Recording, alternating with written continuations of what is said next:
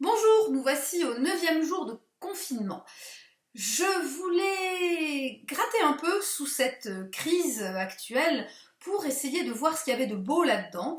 Et j'ai trouvé en fait quelque chose de non seulement très beau, mais très précieux que nous avons tendance à oublier et qui est la cause de beaucoup de nos maux. C'est la conscience de notre vulnérabilité. Alors effectivement, tous les jours, nous apprenons de nouveaux décès, parmi des malades, parmi du personnel soignant, dans les EHPAD. Nous sommes très affectés par cela. Nous sommes choqués de voir des professionnels mourir dans l'exercice de leurs fonctions. Et nous sommes aussi inquiets sur les conséquences économiques qu'il va y avoir. Alors vous allez me dire, qu'est-ce qu'elle a pu trouver de positif là-dedans ? Eh bien, c'est peut-être surtout du bon sens que j'y ai trouvé.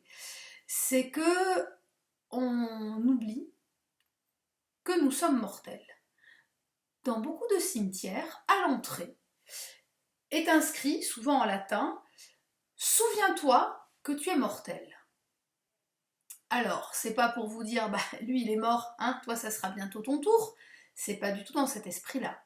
C'est dans l'esprit de dire aux vivants, vous êtes vivants, vivez votre vie pleinement. Et ce que j'ai trouvé comme trésor derrière cette crise, c'est cette conscience de notre vulnérabilité qui doit nous amener à vivre beaucoup plus intensément et pleinement, et ce, même en étant confinés. Et on va voir comment. Donc, quand on se dit que chaque instant peut être le dernier, après tout, je ne suis pas exposée, je suis confinée, mais je peux faire une crise cardiaque. Bon, je suis encore là, je peux vous parler, c'est formidable, je ne l'ai pas faite. Néanmoins, on doit être conscient qu'on peut disparaître à tout moment et que nos proches, ceux que nous aimons, peuvent aussi disparaître à tout moment. Cette conscience, on la perd dans notre rythme effréné, métro, boulot, dodo. Pierre Rabhi prenait une métaphore très intéressante. Il disait, l'homme moderne vit en boîte. Il vit dans une boîte, il sort de cette boîte pour se mettre dans une autre boîte pour aller dans sa boîte travailler, et à la fin de sa vie, il finit dans une boîte en terre. Voilà, donc l'homme moderne, pour lui, vivait dans une boîte. Il n'a pas tort. Et quel est l'intérêt de vivre en boîte? Et je crois que cette crise, c'est ça qu'elle nous apporte. Elle nous dit, bon, maintenant, il est temps de reprendre un peu la maîtrise de ton existence. Tu n'es pas un simple outil de production. Tu es un être humain avec une vie. Cette vie, elle t'appartient. Ma vie m'appartient. J'en connais le début. Je n'en connais pas la fin, mais je sais qu'elle sera là, un jour ou l'autre. Et donc cette période de vie, elle doit être vécue pleinement, elle doit être belle pour moi et pour les autres. Alors quand on est chez soi confiné, comment on fait pour s'embellir la vie? Eh bien déjà, on va regarder ce qui autour de soi est beau. Et donc on va s'attacher à ses sens et au moment présent. Ça veut dire que si on regarde par la fenêtre, ne nous disons pas « Tiens, c'est dommage, à la fin de la semaine, il pleuvra ». Non, on va rester à la fenêtre, on va regarder le ciel bleu, on va regarder les arbres, on va regarder le printemps arriver, on va sentir les odeurs du printemps, on va écouter les chants des oiseaux. C'est ça en fait, vivre chaque instant présent pleinement.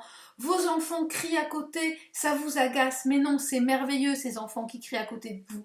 Vous les aimez, ils sont pleinement vivants, ils crient, ils se disputent, ça fait partie de la vie, c'est comme ça, et c'est ça qui est merveilleux. Vous cuisinez, ça vous embête, mais c'est quelque chose que vous allez partager. C'est le plaisir du goût, le plaisir des odeurs. Alors donnez-y du cœur. C'est ça la vie qu'on est en train de redécouvrir et que je vous amène vraiment à redécouvrir à travers ce confinement. C'est le sens du toucher. On est ensemble, on se serre dans les bras, on peut se caresser, voilà, il y a plein de choses extraordinaires même en étant confiné. Et ce qui est extrêmement précieux, ce que nous apprend ce confinement, c'est de se dire, même chez soi, il y a des belles choses, il y a des choses qui peuvent être appréciées chaque instant peut être dégusté, savouré. Voilà, donc carpe diem, profitons du jour présent, ne pensons pas à l'avenir, pensons-y un petit peu, mais ça ne doit pas être notre préoccupation principale, parce que bien sûr on doit construire, bien sûr on doit envisager l'après, mais ça ne doit pas occuper tout notre temps. Profitons de chaque moment tel qu'il vient, apprécions-le, goûtons-le, savourons-le. Là-dessus, je vous souhaite une belle journée et je vous dis à demain.